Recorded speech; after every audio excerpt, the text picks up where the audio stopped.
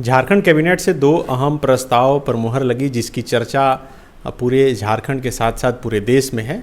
एक तो 1932 के खतियान के आधार पर स्थानीय नीति निर्धारित करने के प्रस्ताव पर मुहर लगी, और दूसरा ओबीसी के लिए 27% रिजर्वेशन जो किया गया। दोनों ही फैसले के साथ जो लोग जुड़े हुए थे वे लगातार जश्न मना रहे हैं।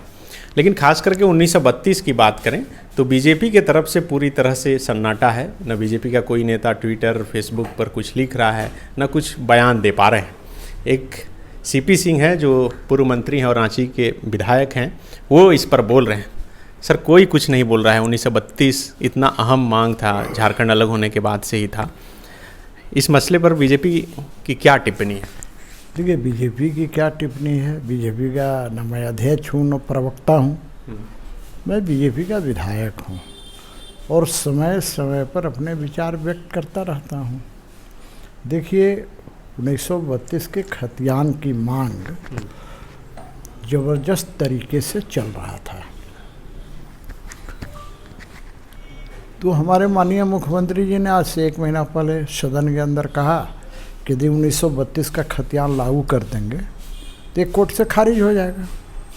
फिर भी उन्होंने कैबिनेट में 1932 का खतियान लागू करने का विधेयक लाया, पास किया है। फिर जहाँ सूचना है कि शायद इसके लिए स्पेशल सत्र बुलाकर इसको पारित कराने का काम करेंगे। मेरा कहना है कि देखिए, झारखंड के झारखंडी, चाहे वो आदिवासी हो या मूलवासी हो, भारी संख्या में है, तो उनके लिए तो अच्छी चीज़ हो जाएगी। लेकिन इसमें निहितार्थ क्या है ये देखना पड़ेगा। चूँकि 1932 के बाद भी, जैसा कि मैंने सुना है कि 1945-50 में भी सर्वे सेटलमेंट हुआ है, कहीं 1960 में हुआ है। तो 1932 वाला जिसके पास नहीं होगा, और झारखंडी भी है, मूलवासी भी है, आदिवासी भी है, उसका क्या होगा? कोल्हान के ही लोग जैसे मधु कोड़ाही अभी प्रेस कॉन्फ्रेंस करके सवाल खड़े किए। मैं उसी बात को कह रहा हूँ। वैसी स्थिति में ये भ्रम की स्थिति पैदा करने वाला काम किया गया है। देखिए, हेमंत सोरेन जी की नीयत नहीं है, ये उलझाए रखना चाहते हैं। अब इस पर आंदोलन होगा, कुछ लोग जश्न मनाएंगे, लेकिन आम जनता को मिलना क्या है?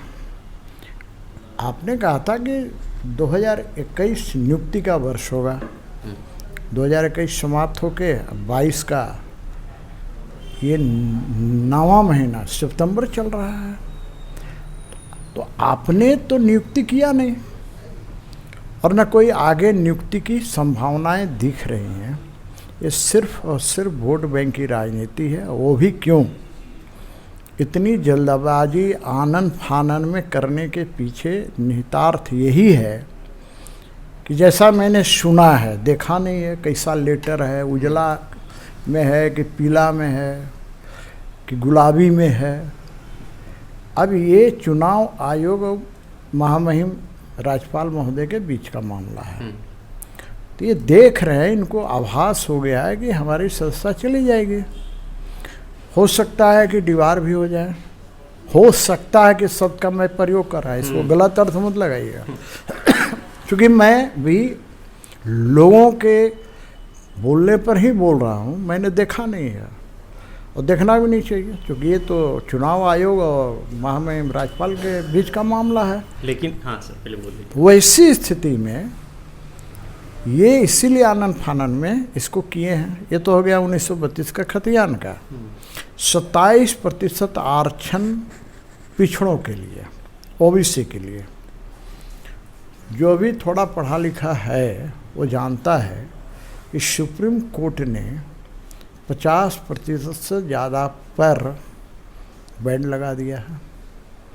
अब आप 26 के बदला 28 एसटी को, 10 के बदला 12 एससी को, 27% ओबीसी को और 10% इकोनॉमिकली वीकर सेक्शन ईडब्ल्यूएस 77% हो जा रहा है।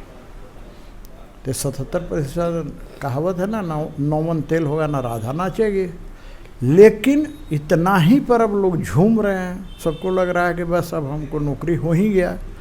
भाई देखिए, इसका नीयत देखना चाहिए। सरकार की नीयत यदि ठीक होगी तो कौन इसका विरोध करेगा? कोई विरोध नहीं करेगा भाई। नीयत ठीक होनी चाहिए। आप सारी चीज़ों को ठोक बजा के काम कीजिए।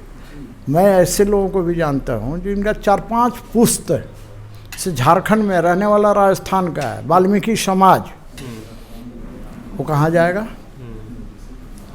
वैसे बहुत से लोग हैं जो झारखंड के ही रहने वाले हैं, लेकिन उनका 1 इंची ज़मीन नहीं है। मेरे ही गांव में हमारे ज़मीन पर एक भूया समाज का व्यक्ति रह रहा है, हमारे पैदाइश के पहले से। अब तो वो नहीं रहे, चैतू भूया नाम भी बता दे रहे हैं। अब उनका बेटा है त्रिलोकी भूया। अभी मैंने उनके घर के सामने मैंने चापनल गड़वाया था। ऐसे बहुत से लोग मिल जाएंगे, बहुत लोग ऐसे मिल जाएंगे जो 70-80 साल से यहाँ रह रहे हैं, न बिहार में न किसी दूसरे प्रदेश में उनका कोई ठिकाना है। वो कहाँ जाएंगे? इस पर भी विचार करना चाहिए। देखिए, और एक मैं अंत में एक बात बोलना चाह रहा हूँ। सरकार का कर्तव्य क्या होता है? सरकार का कर्तव्य ये होता है कि एक भी व्यक्ति यदि है जो इस कैटेगरी में नहीं आता है, उसके लिए भी विचार करना।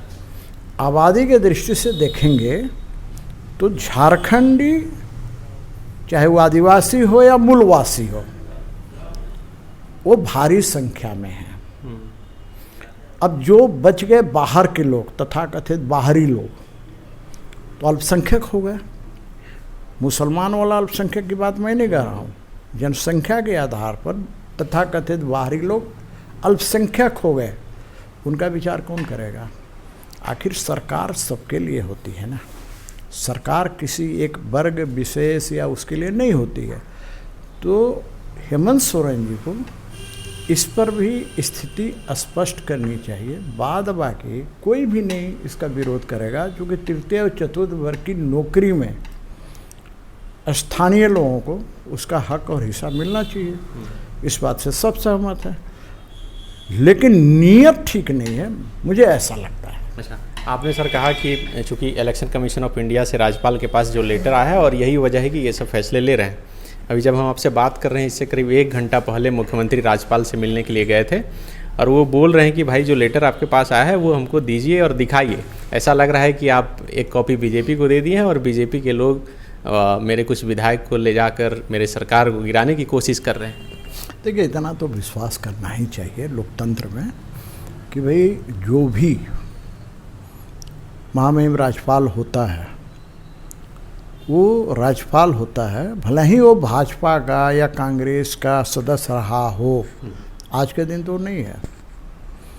तो मेरा ये कहना है कि इन्होंने लिखा है तो वो भी इसी का अंग है। मैं कहूँ ना, आखिर उनके भी तो सलाहकार लोग हैं, उन्होंने सलाह दिया होगा और उस सलाह के आधार पर ही इन्होंने महामहिम को पत्र दिया है।